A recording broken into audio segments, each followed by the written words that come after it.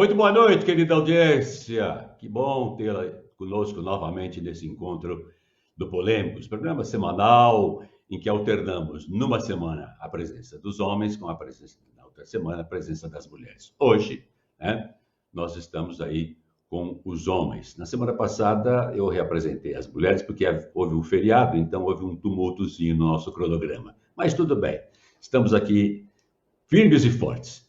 Hoje, uma presença muito especial. Nós estamos ungidos, santificados e abençoados. Entre nós, Marcos Papa. Bom dia, professor doutor Marcos Papa. Bom dia, Cassone. Bom dia, querido professor Gilberto Abreu. Bom dia a todos os nossos espectadores, né? Não é mais telespectadores, porque agora são espectadores pela internet, pelo rádio, a multiplataforma. Que bom tê-lo conosco aqui, viu, Papa? O Papa na minha opinião, e eu tenho a suficiente coragem para dizer isso, um dos vereadores mais atuantes e mais competentes do nosso legislativo. Ele está hoje dando sua contribuição aqui para a gente. Tá bom, Papa? Muito obrigado, professor. Professor Gilberto Abreu, professor Dr. Gilberto Abreu. O professor Gilberto disse, mandou para mim aí uma sugestão de pauta, eu já tinha preparado 2 dias antes. E o que prova que nós estamos numa brutal sintonia. Nós e a equipe do Bolsonaro, né? Todos sintonizados. Maravilha. Professor Gilberto, boa noite. Boa noite, Cassone. Boa noite, Papa. Flavinha, é um prazer voltar ao programa.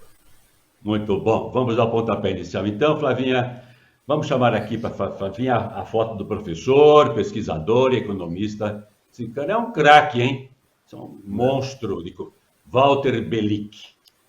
E a retranca é para Belic, Walter Belic, volta do Brasil ao mapa da fome. O Brasil tinha saído do mapa da fome e voltou. É retrocesso inédito no mundo. Então eu pergunto, quem é Walter Belic? Tem uma longa e vasta biografia, eu vou separar algumas coisas que eu acho interessantes. Estou lendo aqui, Walter Belic, 66 anos, é graduado em Administração de Empresas pela FGV, com mestrado pela FGV e doutorado em Economia na Unicamp. Fez pós-doutorado no University College de Londres e no Departamento de Agricultura e Economia dos Recursos Naturais da Universidade da Califórnia, em Berkeley, Estados Unidos. É professor aposentado de Economia Agrícola do Instituto de Economia da Unicamp e professor convidado na Universidade Kassel, da Alemanha. Enfim, ele é especialista em segurança alimentar mundial, publicou mais de 200 artigos científicos, além de livros e textos de divulgação na área da agricultura e alimentação. Belíssima biografia. Bom, então, esse cidadão aí concedeu uma entrevista à Folha de São Paulo, chamada Entrevista da Segunda, onde ele fala, entre outras coisas, isso que nós destacamos aqui. Para Walter Belic, Belic volta do Brasil ao mapa da fome, é retrocesso inédito do mundo. E eu começo, como sempre fazemos, pelo nosso convidado especial, que é o Papa. Papa, você gostou da entrevista? O que você destaca inicialmente? Depois nós vamos esmiuçando. Nós temos uns 25 a 30 minutos para discutirmos algumas coisas desse extraordinário cidadão. Evidentemente, meu professor Cassone, a entrevista, ela elucida, mesmo para quem não acompanha o dia a dia do que está acontecendo no mapa da fome no Brasil, ela tem a beleza e o trabalho de elucidar o que está se passando, que é um desmonte desse sistema que a própria sociedade civil construiu, conversando com as esferas governamentais, que isso está sendo desmanchado, toda essa estrutura de um trabalho pensado e construído a partir da sociedade civil está sendo desmanchado em troca de um programa eleitoreiro visando tão somente as eleições de 2022. Esse desmonte, ele deixa sim a sociedade civil desamparada. Os números estão aí mostrando a quantidade de brasileiros que passam fome hoje. As imagens também mostram isso, né? Aquela famosa imagem dos ossos que, infelizmente, os vigaristas, os extremistas de direita, os vigaristas do bolsonarismo, associam a imagem dos ossos àquela orientação que as autoridades sanitárias passaram, que era, no início da pandemia, ficar em casa, manter distanciamento social, né? Eles subvertem essa orientação das autoridades sanitárias por uma fala eleitoreira, dizendo, olha aí, ó, mandaram ficar em casa, agora o povo está com fome. Não, o povo está com fome por conta da desordem nas políticas sociais do país, por conta da volta da inflação. A carestia está aí flagelando o brasileiro de novo, que não tem acesso à alimentação saudável, né? Está muito restrita, a pressão orçamentária está imensa por conta da volta da inflação. Isso também é uma prova do abandono da gestão macroeconômica do país, porque o Banco Central estourou a meta de inflação em muito nesse ano. Então, a entrevista mostra tudo isso. Evidentemente, uma pessoa com o currículo dele, que ajudou a construir essas políticas, a pensar no Brasil e no mundo, trazendo uma entrevista dessa, nós gostaríamos que todo mundo pudesse ler, né, professor, para que a gente aqui na cidade, como sociedade civil, eu como mandatário, pudéssemos fazer uma reação. Nós já estamos fazendo isso no Conselho Municipal de Segurança Alimentar, né? Nós temos esse trabalho junto ao Conselho Municipal de Segurança Alimentar. O SEBRAE tem uma expertise profunda em organizar, né, a sazonalidade dos alimentos para que a cidade possa cumprir, a Secretaria de Educação possa cumprir a lei federal que manda adquirir 35% do alimento da merenda através da agricultura familiar. O SEBRAE ajudou muito no mapeamento dos produtores, da sazonalidade, da disponibilidade desses alimentos para atender a lei federal e beneficiar o agricultor familiar. O SENAC, Perfeito. o SESC, por exemplo, tem o Mesa Brasil. Então, são várias políticas que nós temos que resgatar e a matéria elucida bastante isso. Bacana, muito bom. Professor Gilberto, ele coloca coisas interessantíssimas, né, a respeito. Em primeiro lugar, ele disse que o mapa da fome o país voltou ao mapa da fome em 2018. Em 2020, registrou 55,2% da população convivendo com a chamada insegurança alimentar, segundo a pesquisa da Rede Pensan.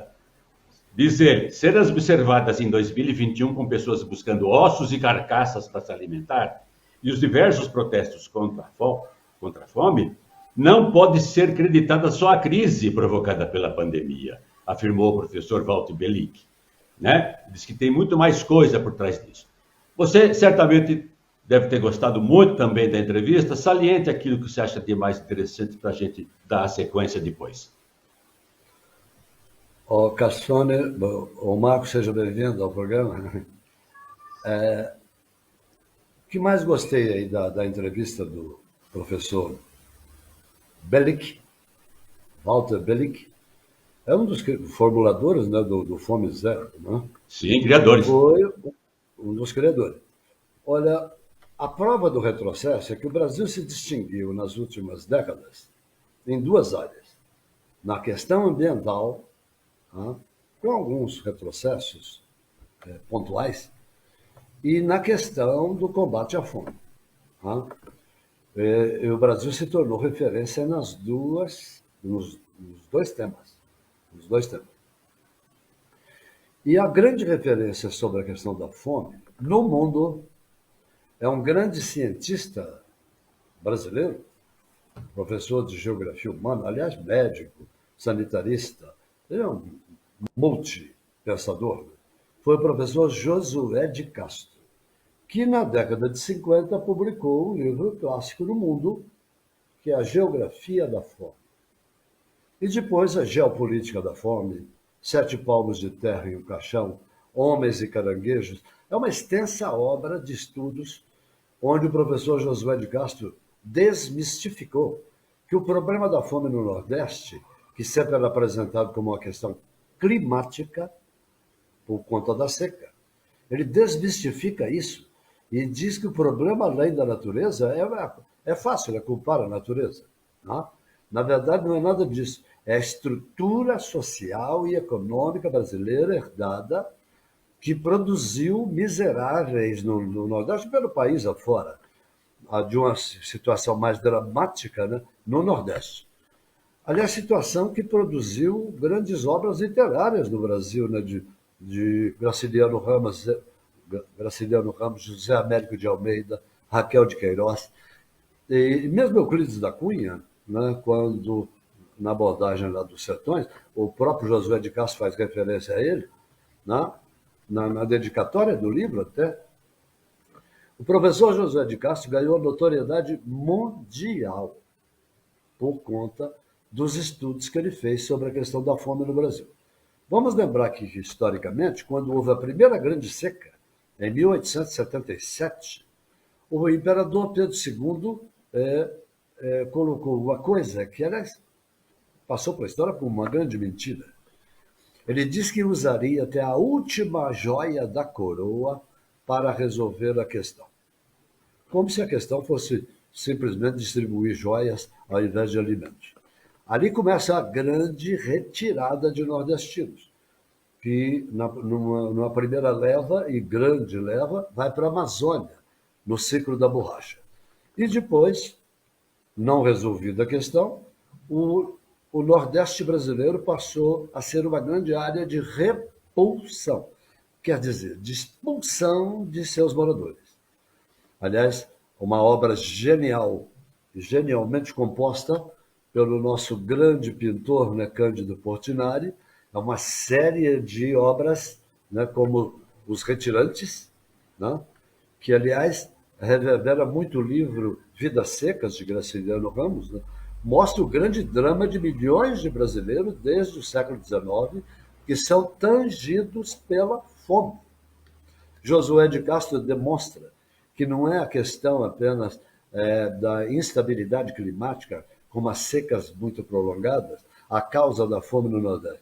É a estrutura socioeconômica do monopólio do canavieiro nos latifúndios e a exclusão da maioria das populações. Então, a questão dos brasileiros hoje voltarem a comer ossos, tá? Dá vontade de reler Vidas Secas, né?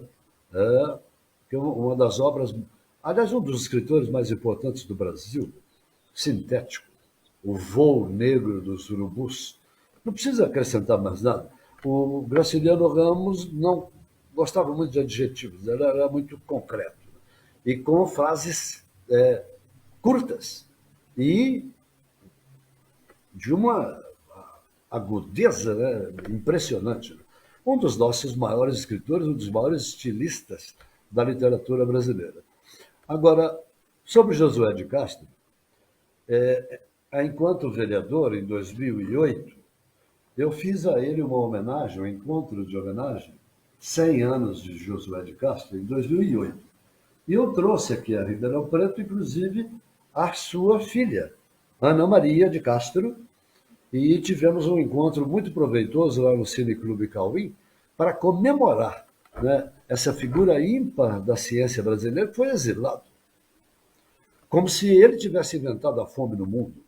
Ele foi o grande arauto disso, o professor Josué de Castro. Uma das maiores emoções da minha vida, quando certa vez feita estando em Roma, eu vi um prédio, né, não fui lá para isso, mas o prédio me chamou a atenção.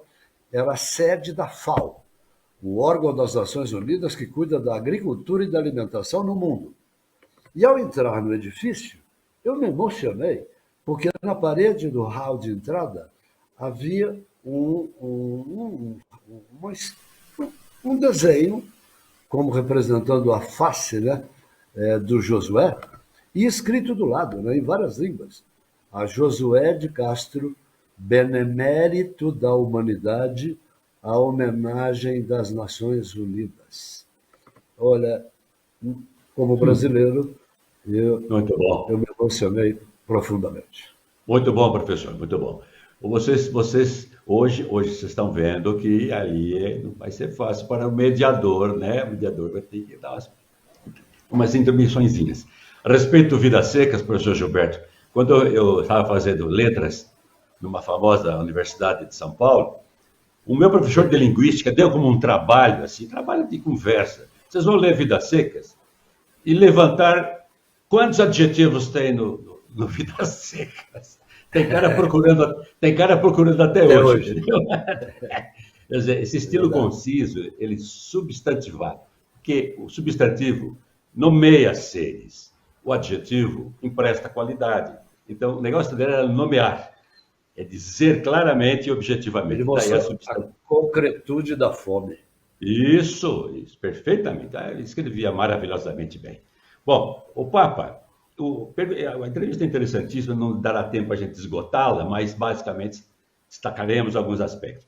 Foi perguntado ao grande professor da Unicamp, já aposentado, quais políticas que foram afetadas. Ele disse que Bolsonaro desmontou um monte de coisa, aí ele disse o seguinte, a lista é extensa. Começa pelo Bolsa Família, que foi desidratado, que passou de um programa de transferência de renda com condicionalidades para uma doação. Com o Auxílio Brasil, a ideia de proteção e assistência social dessas famílias foi escanteada. Falou do PRONAF, que foi desidratado, o Programa de Fortalecimento da Agricultura Familiar. Rede de Falou do abastecimento. programa, isso, falou do Programa de Estoques de Regulação da Conab, né? O PAA, Programa de Aquisição de Alimentos. Falou do programa de comida do prato. Enfim, ele levantou uma série de coisas. Eram coisas importantes que tinham sido conquistadas e estavam funcionando relativamente bem. Aí vem um cidadão aí, corta tudo, corta a ciência, corta a vacina, só não corta, né, a verba do Centrão. Fique à vontade, Papa. É isso, professor. Nós estamos assistindo com muita indignação a esse retrocesso. Porque uma coisa é você ser conservador.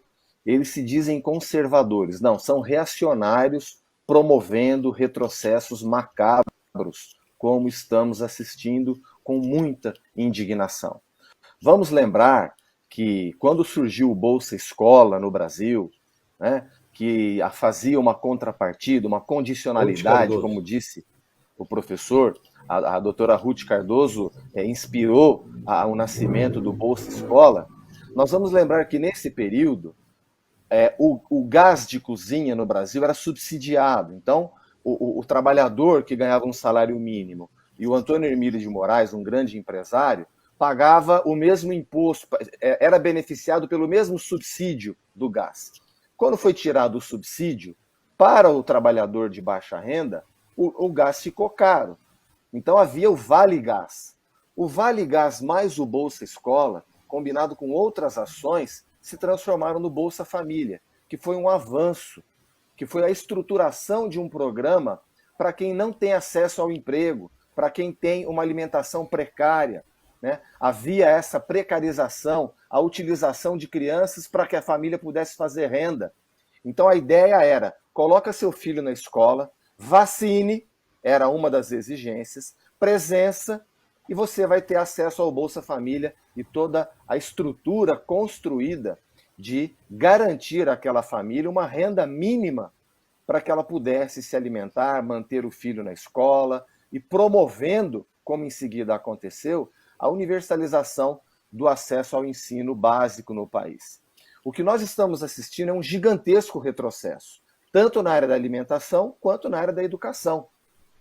O professor Alexandre Schneider esteve ontem no Jornal da Cultura mostrando o que esses 2 anos de pandemia estão promovendo um retrocesso de 10 anos na educação no Brasil. E o ministro da Educação diz que conectividade nas escolas não é problema dele, não é problema do Ministério da Educação. Claro, é o 3º ou 4º ministro, não sei, completamente desqualificado para o cargo de ministro da Educação do Brasil. Nós temos essa situação, retrocesso também na área da educação. Então, o governo, ao invés de agir proativamente em prover conectividade nas escolas, como você disse, professor, dinheiro para o Centrão não falta. 5 bilhões de reais, você viu que o presidente vetou R$500 bilhão para a educação, 11 milhões de reais para a Fiocruz, mas não encostou o dedo nos 5 bilhões do fundão eleitoral, depois mais 1 bilhão do fundo partidário, quase 6 bilhões que o Brasil vai dar para essa aristocracia partidária que está surgindo. É um momento perigoso que a sociedade terá que ficar atenta. É uma verdadeira aristocracia partidária eleitoral que está surgindo no país, uma concentração de força em poucos partidos. A gente vai ter que estar muito atento a isso. Então, tudo que foi construído no Bolsa Escola, junto com o Vale Gás, que virou o Bolsa Família, que depois teve o programa de saúde familiar, e depois que virou estratégia de saúde da família. Tudo isso está sendo desconstruído por um governo reacionário. Repito mais uma vez, nós precisamos estar atentos a isso, porque a sociedade brasileira está se vendo diante de um desafio que outras sociedades se viram há mais de 100 anos, que é não acreditar em salvador da pátria, em A, B ou C, mas é construir políticas públicas e pautar os governos. É isso que precisamos fazer aqui no Terra a Terra, aqui na nossa cidade, e a sociedade como um todo precisa agir nesse sentido. Nós não podemos admitir esse retrocesso, porque a fome custa caro. Custa caro. Além de ser desumano, além de ser inaceitável, a fome, ela custa caro para o programa de saúde, ela custa caro para o país. A alimentação é a base de uma vida digna. Evidentemente, nós temos a moradia, nós temos outras questões, mas a fome é a que grita em primeiro lugar, é a que provoca doença, é a que provoca baixa autoestima, é a que tira a autoestima da pessoa. E nós não temos no Brasil hoje um programa de desenvolvimento que reconstrua esses programas de acesso à renda mínima, porque o que foi feito agora, essa história do Vale Brasil, é um cheque para comprar voto. Isso é um cheque para comprar voto. Você desmanchar uma estrutura que foi construída por décadas, que logicamente tudo precisa melhorar, poderia ser aperfeiçoado, as contrapartidas, né? Isso poderia ser aperfeiçoado, mas não desmanchado em troca de um cheque para comprar voto em ano de eleição. Isso está claramente configurado. Então, nós precisamos fazer isso, que o país tenha uma política de desenvolvimento, que não é só crescimento. Crescimento, você tirar o IPI do carro, né? Você tirar o IPI do carro também é crescimento. Mas você passar a subsidiar a compra do carro individual, a subsidiar a compra de combustível fóssil, em troco de crescimento, isso não é desenvolvimento, nós não podemos errar de novo. Né? Nós temos que construir uma política de desenvolvimento. O professor foi claro na questão, o professor Gilberto Abreu foi claro na questão da questão ambiental. Só um acréscimo, professor Cassoni. Gilberto, nós nunca tivemos no Brasil um presidente, um governo ambientalista. Nós nunca tivemos.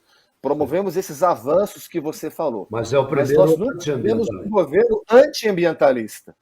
É o primeiro governo antiambientalista que nós temos. A sociedade tem que reagir, nós temos que vencer esse trabalho. Teve o Nobel aí do meio ambiente, aí, que é o Salles, né? Uma figura extraordinária, injustiçado. Né? Está solto ainda? Ainda está solto? Está na Jovem Pan, canal de televisão, defendendo o governo e criticando tudo e todos, menos a si próprio, da sua genial incompetência. Insuportável. Gilberto, em determinado momento da entrevista, ele disse que nada adianta você fazer uma transferência de renda de R$600 e a pessoa comprar um alimento muito industrializado. Algumas áreas são verdadeiros desertos alimentares, e isso piorou na pandemia. Não tem feira, não tem distribuição, não tem circulação de alimento fresco. Aí ele defende a CEAGESP, diz que temos uma rede de ceasas maravilhosa, isso, construída na década de 70, que está deteriorando. Ela pode cumprir esse papel. Precisamos garantir, melhoria de renda no campo e abastecimento na cidade. Não auxílio emergencial só. Professor Gilberto, continue seus elogios ao governo. Sim, com muito prazer. Olha, o Marcos lembrou bem o desmonte que houve na área ambiental, né? E na área de abastecimento. A Conab, aliás, os estoques reguladores sempre cumpriram um papel importante no Brasil em épocas de carestia, de regular os mercados. A explosão dos preços agora se deveu a quê? Não existe mais as centrais de abastecimento. Não existem. Os estoques reguladores, melhor dizendo. Então, nós ficamos à mercê da internacionalização de preços. O Brasil é um dos celeiros do mundo, alimenta grande parte do mundo, mas não alimenta a sua própria população, o que é um contrassenso, um paradoxo. Não é? E não existindo estoques reguladores, então o que acontece? Exporta-se demais e em determinados momentos alguns produtos faltam. Então passa-se a importar esses produtos dolarizados. Isso é de uma insanidade absurda. Quer dizer, ao invés de nós produzirmos alimentos aqui a baixo custo para a população mais carente, nós chegamos a importar produtos cotados em dólar e que ficam inacessíveis à população. Então, aí veja a queda da qualidade da alimentação e da insegurança alimentar. Lembrando do Josué de Castro, foi ele o primeiro cientista que definiu a fome invisível. O que é isso? A fome não é caracterizada apenas pela ausência de alimento, mas pela qualidade do que se alimenta. Ele criou uma expressão também dele, repetida mundo afora, a monotonia alimentar. Quer dizer, populações inteiras que passam a se alimentar da mesma maneira. Como ele falou em Geopolítica da Fome, dos povos da civilização do arroz na Ásia, a falta de variedade na dieta alimentar também é uma fome. É uma fome. É a fome invisível que ele definiu. Além dos tabus alimentares que vêm desde a época da colônia, manga com leite faz mal. Essas bobagens todas foram perpetradas pela elite brasileira, que, aliás, odeia, é uma demofobia, odeia o seu povo. Isso, por exemplo, consumir frutas à noite faz mal. Isso era uma prática na época colonial para os escravos não chegarem aos pomares dos senhores. Uma coisa absurda. Mas eu queria registrar aqui, que está no meu livro Globalização para quem, né? Tem um capítulo chamado Os Excluídos do Banquete. Os que não comem e os que não dormem. Alfred Sauvy, um grande geógrafo francês, termina o livro dele, El problema de la población en el mundo, citando Josué de Castro. E depois corrige o Josué de Castro, porque o Josué tinha dito, né, na sua obra, os que não comem e os que não dormem. Olha o que o Alfred Sauvy responde ao Josué de Castro. Aliás, eles eram amigos pessoais. No que se refere ao grupo dos que não comem, estamos de acordo com o nosso generoso colega Josué. Porém, diferimos dele no que diz respeito ao grupo dos que não dormem. Não, senhor de Castro. O peso de sua consciência não os priva de descanso. Dormem, e dormem em paz, se é que podemos expressar-nos assim. É o descaso, né, das elites mundiais, e inclusive aqui as brasileiras, para os desvalidos, os oprimidos, os famintos. E Josué de Castro é uma referência mundial e é um dos motivos do nosso orgulho. Ele foi exilado porque os militares entenderam que o problema da fome foi criado por ele. Isso é um outro contrassenso. Perfeito, professor. E há quanto tempo o senhor não ouve falar em reforma agrária? Quanto tempo atrás a reforma agrária? Ora, nada se fez. Houve um incentivo ao latifúndio. Estão invadindo a floresta, área de índio. Se não tem regulação de alimentos para prover a população, você vai imaginar. A reforma agrária é uma utopia. Essa terra e quem tentou e quem tentou foi para o espaço, hein? João Goulart dançou, porque tentou fazer a reforma agrária. Botaram para correr. Papa, tem uma questão interessante. Lembra na Roma Antiga, os irmãos Graco? Eles foram mortos. O Caio Graco foi morto e não deixaram um osso dele inteiro. Opa! Caio Graco. Tá? E depois o irmão dele também sofreu, porque eles queriam fazer uma reforma agrária em Roma antes de Cristo. Quer dizer, essa questão da terra e do poder nos acompanha na humanidade inteira, na história da humanidade. E aqui no Brasil, aliás, o que mais tem no Brasil é terra. E o que mais tem no Brasil é sem terra.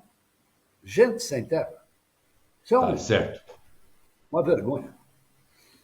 Papa, essa cova em que estás, de palmos medida, é a parte melhor que tiraste em vida. É de bom tamanho, nem largo nem fundo. É a parte que te cabe deste latifúndio. É isso aí. É a terra que querias. Ver dividida. Pretérito, portanto, condicional. Querias ver dividida. Continua acreditando. Papa, tem uma questão sobre política aqui interessante que fizeram a ele. Diz, como a questão da fome pode afetar as eleições agora de 2022? Ele disse, se em campanhas anteriores os temas eram corrupção e segurança pública, esse ano vai ser saúde em primeiro lugar e alimentação. Estamos numa situação de retrocesso que é a única no mundo. Não há sequer um caso na história documentado pela FAO de um país que saiu do mapa e voltou. Nenhum. Essa é a tamanha tragédia que estamos vivendo. E ele faz questão de dizer que ele não é filiado ao PT, viu? Ele tem uma cabeça muito mais aberta do que alguns certos radicalismos que possam ocorrer por aí. Aí, vai ser isso mesmo? Quer dizer, quem negligenciar isso perde a eleição, seja em campanha, porque agora todo mundo tem solução para tudo, né? Os marqueteiros, tudo se resolve em alguns minutos de TV, né? Ele tem razão. Os números, inclusive, mostram isso, Cassoni. Algumas pesquisas de opinião, pesquisas qualitativas que temos acesso.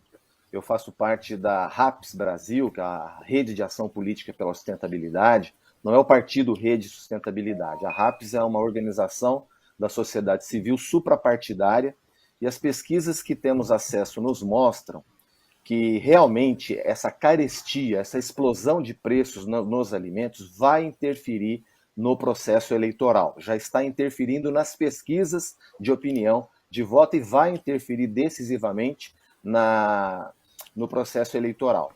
Vamos considerar também, professor, para quem está nos assistindo aqui, que a pandemia ela trouxe uma quebra na cadeia de abastecimento para várias questões, inclusive de alimentos. Nós temos uma inflação recorde nos Estados Unidos de 7% em 2021. No Brasil, passou de 10%. Em alguns itens, muito mais que isso, no caso do alimento e no caso da cesta básica, que a população mais vulnerável tem acesso, algo em torno de 33%. Quer dizer, foi tirado comida de quem trabalha, de quem está suando a camisa para ganhar o pão de cada dia honestamente. Então é importante considerar isso. Evidentemente, isso vai interferir no processo eleitoral. Agora, por que no Brasil essa situação foi mais grave? Nós vamos ver o dólar subindo no mundo inteiro, mas o real foi a moeda que sofreu maior desvalorização, por uma questão de desconfiança do investidor no país. Nós temos um governo que no dia 7, ou desgoverno, como preferirmos, no dia 7 de setembro do ano passado, arquitetou, incentivou, né, a insurgência, incentivou um golpe no Brasil, que só não aconteceu porque as instituições reagiram. Mas todo aquele filme de terror que foi construído em Brasília, a população indo para Brasília, né, o populista faz isso, né, de atacar as instituições. Veja, gente, vamos considerar uma coisa aqui. Essa história de ficar pondo a culpa no Congresso, a culpa no STF, a culpa não sei aonde, isso é desculpa de incompetente.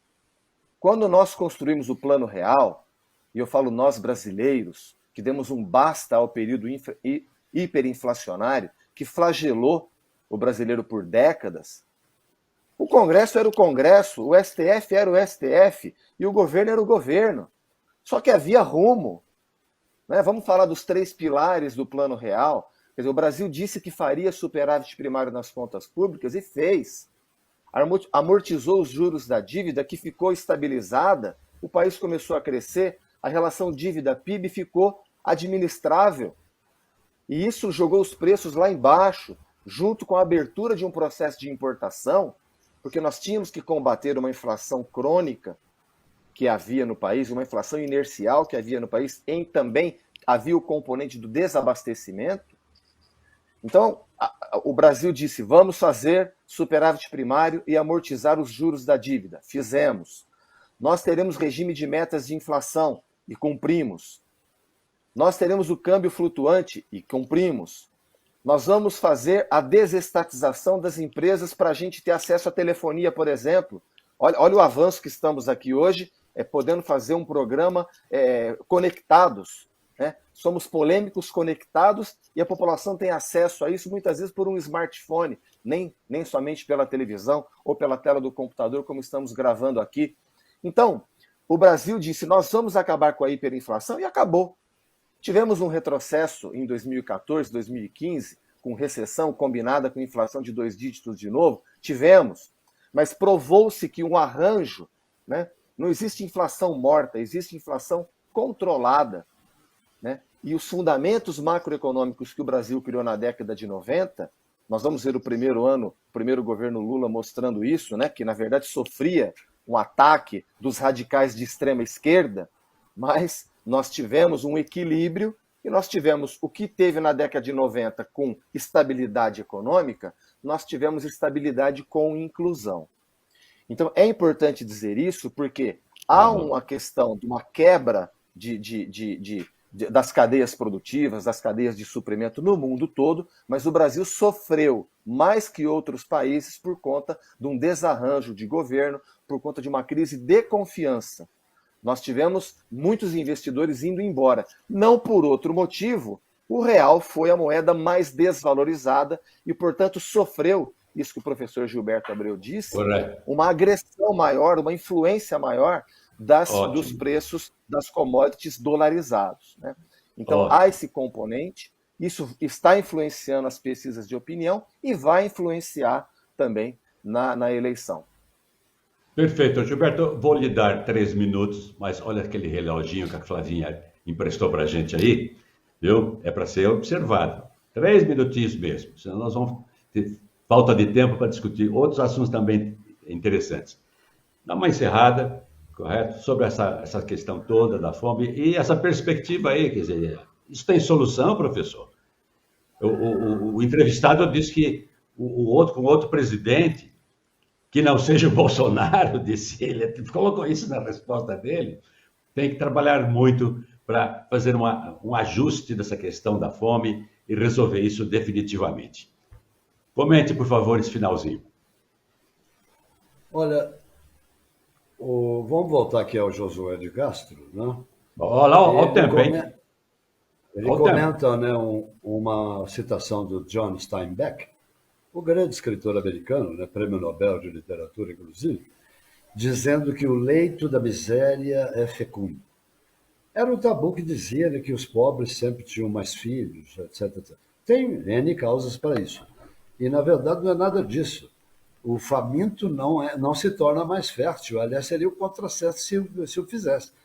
Aliás, o grande número de filhos entre as populações muito empobrecidas se deve a outros fatores. Não é um aumento de fertilidade. Aliás, é o contrário, né? Aliás, é uma luta pela sobrevivência. Quanto mais haverá mais bocas, mas haverá mais braços.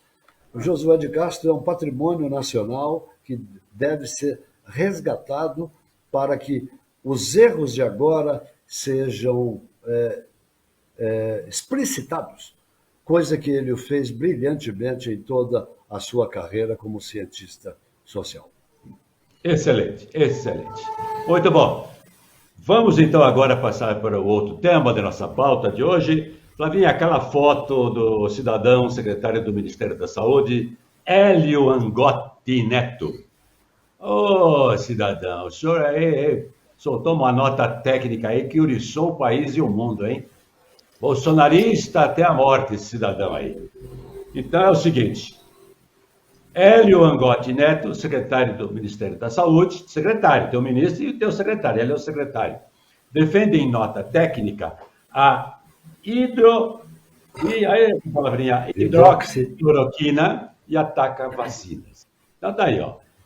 Esse secretário afirmou numa nota técnica que vacinas contra a Covid-19 não têm efetividade nem segurança demonstradas, mas que a hidroxicloroquina sim tem. Essa afirmação contraria a posição clara da OMS, da Anvisa, de especialistas, do Papa, do Gilberto, do Cassone, de todo mundo. Angotti Neto baseou sua decisão de rejeitar o protocolo aprovado pela Comissão Nacional de Incorporação de Tecnologias do Sistema Único de Saúde, que é o CONITEC, que contraindica o uso da kit Covid ou tratamento precoce em pacientes com regime ambulatorial, ou seja, que não estão internados. Na nota técnica, esse secretário faz diversas críticas ao protocolo aprovado pela CONITEC. O professor e pneumologista da USP, Carlos Carvalho, que coordenou os trabalhos do grupo da CONITEC, afirmou que eles não tratam de imunizantes, já que o Ministério da Saúde não solicitou essa avaliação. desses professores. Em nenhum momento nós discutimos qualquer ponto relacionado em vacina. E não foi alvo do pedido do Ministério. Ele, Marcelo Queiroga, pediu parecer nas coisas que havia dúvida, não nas coisas que havia certeza. E assim vai. Bom, ele disse que o professor Angotti quer mais confundir do que esclarecer. Aí, sabe o que aconteceu? O Partido Rede, né, mandou lá para a ministra do STF, Rosa Weber, que deu 5 dias para o Angotti, secretário de Saúde, explicar a nota contrária à ciência e às vacinas. A Rede acionou, então, o STF para anular o documento e afastar o secretário. O Ministério da Saúde, que faz? Alterou o texto, retirou da nota a tabela que dizia que as vacinas não são seguras e que a hidroxicloroquina é eficaz para a Covid.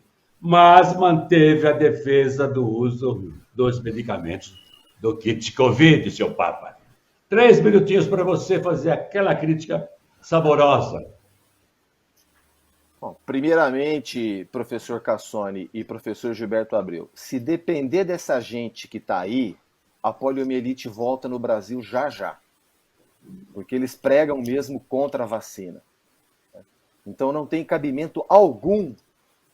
Até hoje, nós já estamos no 2º ano de pandemia, o Ministério da Saúde não fez uma comunicação consistente ensinando a importância da vacina, ensinando a importância da máscara, ensinando a importância do distanciamento social. Ao contrário, eles fazem propaganda contra a vacina, desinformam. E no Brasil nós temos uma coisa raríssima, que é o antivacina vacinado. Os espertos sabem que o coronavírus mata. Olha aí como é que chama lá o cara nos Estados Unidos que morreu? Olavo Carvalho. Né? Esses caras são espertos, eles sabem que o vírus mata, então eles pregam contra o passaporte vacinal, mas vão lá se vacinar. Passaporte vacinal, sabe por quê, professor? O senhor sabe por quê, né? Mas quem está nos assistindo? Por que o Código Nacional de Trânsito proíbe bêbado de assumir o volante? Porque ele vai pôr a população em risco. O caso da pandemia, do coronavírus, é a mesma coisa. Eles podem sofismar o quanto quiser. Professor Gilberto Abreu e o senhor que falem sobre os sofistas aí. Eles podem sofismar, eles podem inventar desculpa o que quiser, mas é a mesma coisa. Eles estão pregando a morte. É um governo de morte. Esse cara é um criminoso confesso. Ou nós colocamos essa gente na cadeia, ou nós vamos continuar batendo esse recorde macabro. Nós somos 2,7% da população do mundo e respondemos por 13% das mortes. Os números estão aí para dizer. É isso, professor. Perfeito. Gilberto, 3 minutinhos para encerrarmos essa coisa triste, né? Quer dizer, ainda cidadão, uma autoridade, um técnico, entre aspas, do governo, defendendo coisas que o mundo inteiro já aboliu. Eu não sei que palavra a gente tem para usar para determinar essa atitude e essa postura governamental. O Marcos falou aí dos sofistas, né? Na verdade, essa gente aí que é amalucada acusa a nós de sermos sofistas. Eles sofismam e nos acusam de sofismar. É uma coisa maluca. O Marcos tem razão que essa gente é criminosa, porque essa hidroxicloroquina mundialmente está condenada porque não tem eficácia alguma contra o Covid, né? Contra esse vírus. Agora, curioso, olha o sofisma aí manifestado. O Ministério da Saúde, esse Angotti, aí publicou uma nota que depois voltou atrás e publicou outra que, na verdade, é a mesma coisa, ele só tirou a tabela que existia lá. Quer dizer, uma dupla culpa. Eu acho que a ministra Rosa Weber deu um prazo muito longo, de 5 dias, para anular um decreto desse. 5 dias é demais. Ela já devia ter anulado por risco à saúde pública. E o Supremo tem poder para isso. Falou e disse. Muito bom. Vamos ver, então, aquele momento da gente dar uma relaxadinha, a charge do programa. O que temos de interessante? Meu presidente, o Brasil não está quebrado, mas está com rachadinhas. Vamos para o intervalo, Flavinha.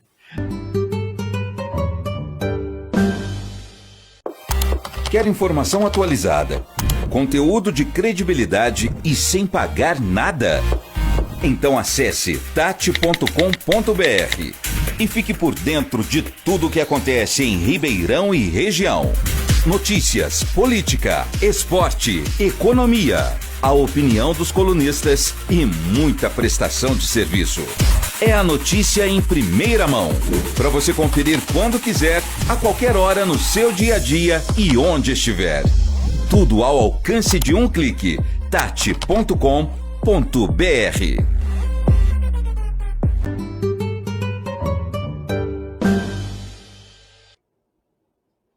Voltamos com o Polêmicos, hoje recebendo prazerosamente o vereador Marcos Papa. Você viu que ele é articulado, hein? Ele pegou o ritmo legal.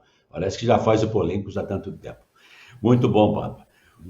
Gilberto enciclopedicamente falando, né? Sempre dando aquela clássica contribuição, aquela clássica... O Gilberto às vezes fica humilhando aqui o apresentador, né? Ele fica vendo o show.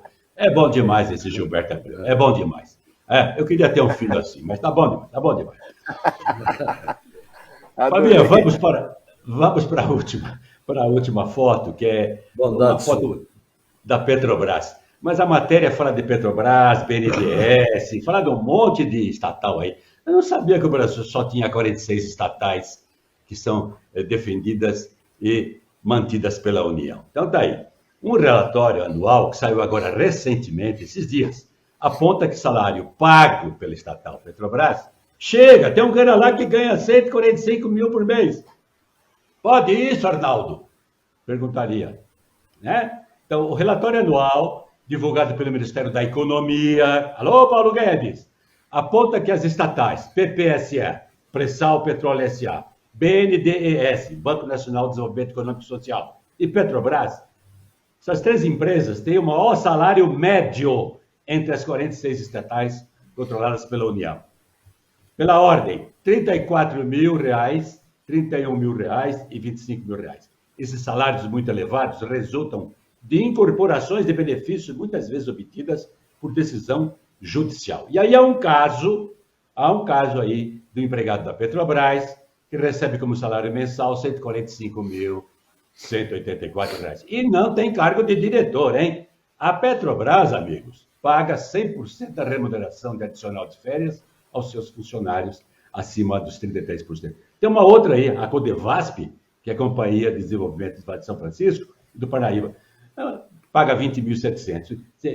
Tem uma empresa aí, que é essa Codevasp, que ela tem, cobiçada por caciques políticos, ela tem só 1.501 funcionários, tá certo? Tem uma outra aí, nossa senhora, a Eletrobras, que tem 11.612 servidores que não podem ser demitidos, apesar de não serem funcionários públicos. Então, vocês têm aí uns 3 minutinhos também, cada um, ou 4, para a gente se indignar mais uma vez. De vez em quando, o Gilberto, eu e a turma que faz o Polêmicos, fica assustado com essa coisa de privilégios, né? Seja na área do judiciário, seja na área... Agora, sobretudo. A Petrobras, caramba, meteram a mão nela, e mais que isso, olha a situação que chega aí. Tem gente lá que nem concursado tudo cargo político, a maior boquinha do país e do planeta. Olha que vergonha, 145 mil e ninguém pode demitir esse cara. Quem começa? Você. Você mesmo.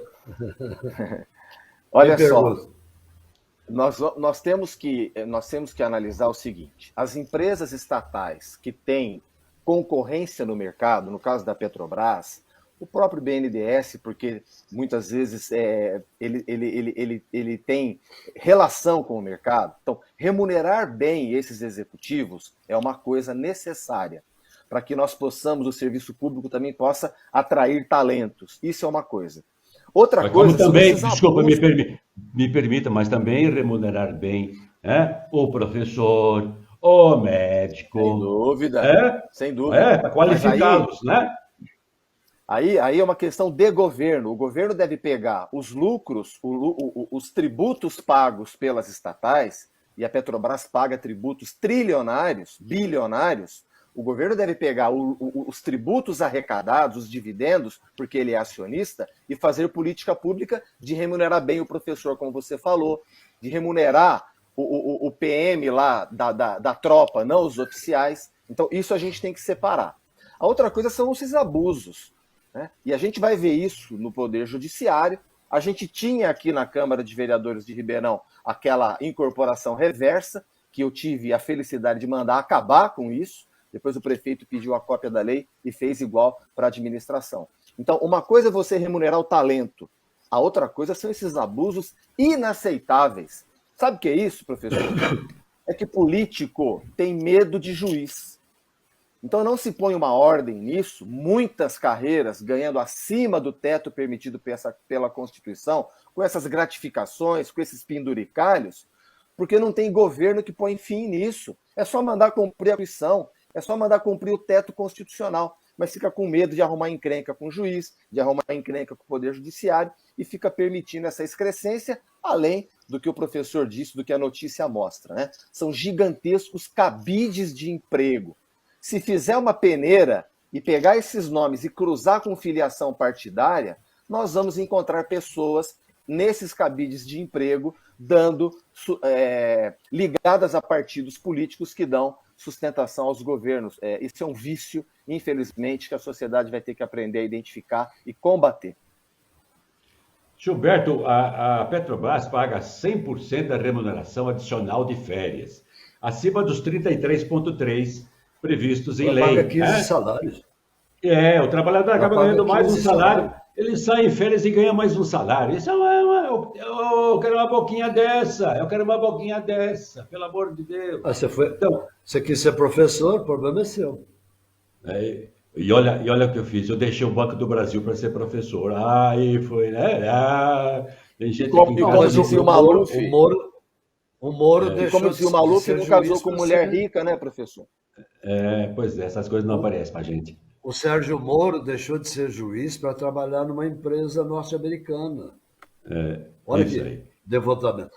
Para trabalhar para as empresas que ele ajudou a quebrar. É uma moralidade impressionante.